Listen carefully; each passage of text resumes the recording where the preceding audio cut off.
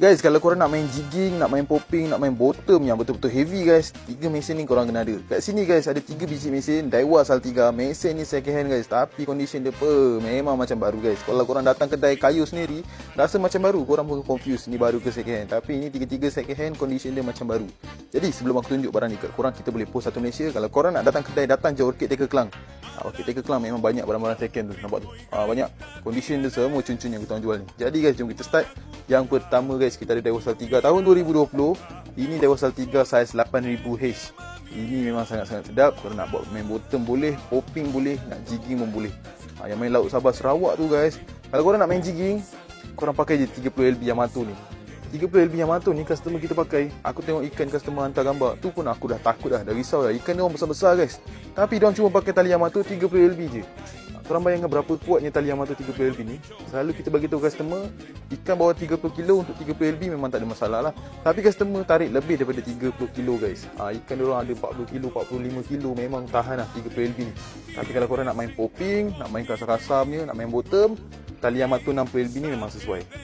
Right? So kalau korang beli mesin, beli sekali tali guys. Confirm puas hati. Main laut memang tak ada masalah. Diorang pakai tali Yamato ni, ikan dia orang besar-besar guys. Korang tengoklah gambar-gambar tu, semua besar.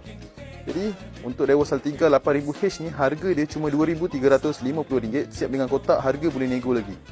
Condition dia memang cantik, macam baru. Kalau korang tengok, macam tak pakai langsung lah guys. Memang lawa lah, kayuhan dia pun masih smooth lagi.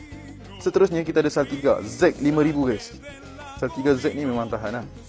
Yang main kerapu-kerapu besar tu, main naga, kalau pakai mesin ni memang sangat-sangat tahan.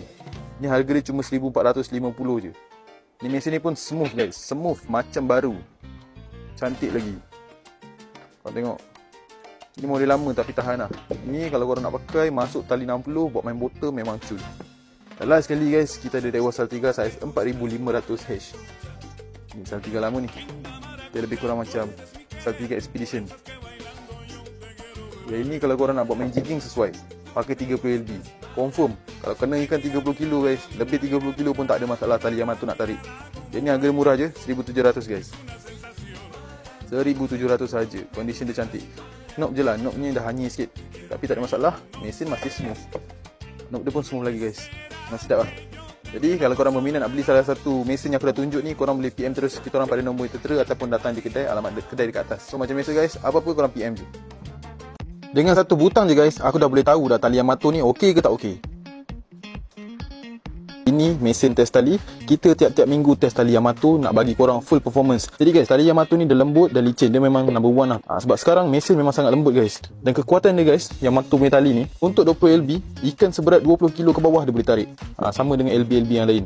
Dan untuk ketahanan dia guys, 5 hingga 10 tahun. 5 hingga 10 tahun korang boleh pakai tali Yamato.